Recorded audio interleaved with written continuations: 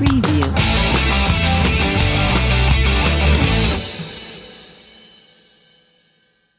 Nous sommes membres du collectif chalonnais pour un urbanisme responsable.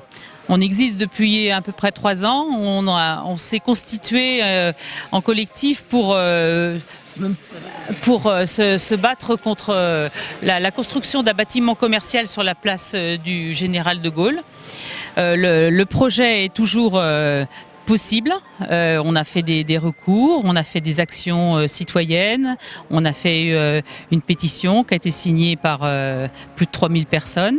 Et c'est vrai que le projet, il peut encore se faire. Et ça, c'est vraiment un projet qui est pour nous complètement insensé, qui est d'une autre époque. Alors, on est là parce qu'on est justement intéressé par l'urbanisme responsable. Et c'est vrai que des arbres, il y en a sur la place de Gaulle, mais il y en a aussi dans toute la ville.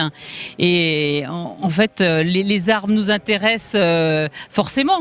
Et on s'aperçoit depuis qu'on est mobilisé que des arbres, il y en a quelques-uns qui ont été plantés, mais beaucoup qui ont été coupés. Et ces derniers mois, beaucoup.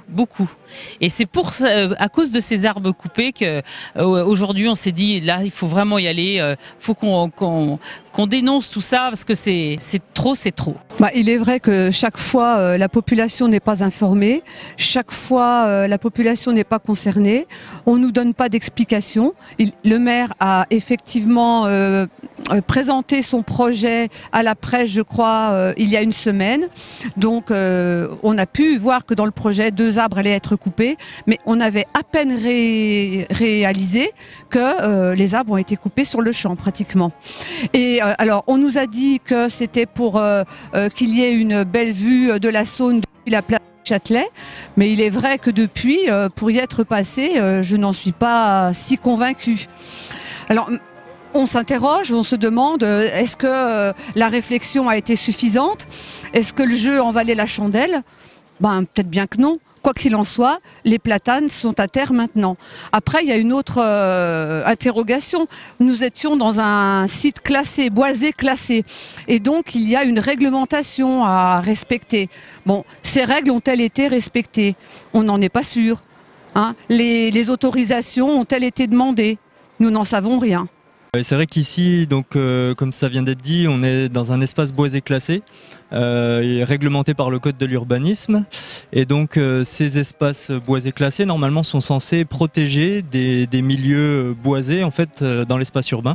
Et aujourd'hui, c'est étonnant en fait, que 2 arbres aient été coupés dans un tel espace, sachant que le maire, normalement, est garant, d'après le code de l'urbanisme, de la protection de ces espaces boisés. Alors que là, on a affaire à visiblement une municipalité qui d'elle-même en fait coupe des arbres dans ces milieux-là. Alors ici, on a 2 réglementations qui se superposent. On est à la fois dans un espace boisé classé, comme on vient de le dire, et donc c'est le maire qui délivre les autorisations. Donc voilà, pas de problème, il demande à lui-même. On a aussi des monuments historiques à proximité tout autour de nous, et donc l'architecte des bâtiments de France doit donner son avis aussi à chaque fois qu'un arbre est coupé. Donc là, il a probablement donné son avis, mais on n'en a pas confirmation.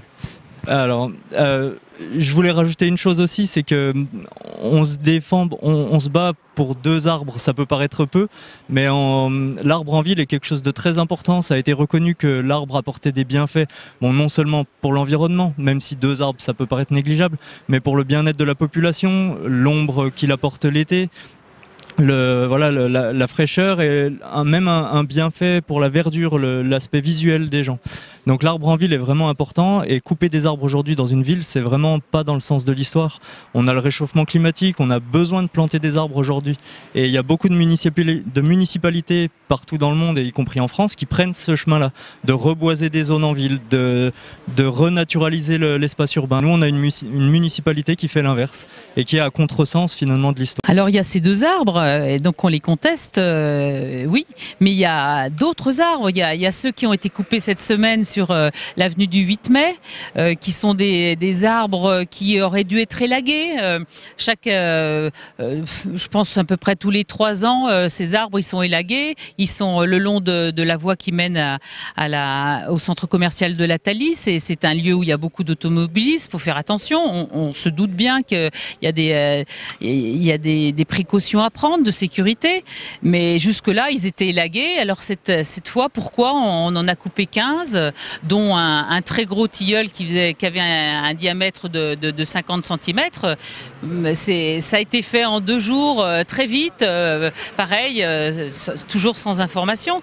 Il y a ceux-là, il y a ceux qui ont été coupés sur la place du 19 mars il y a déjà un certain temps, quand ils ont aménagé en 2016, quand la place a été réaménagée.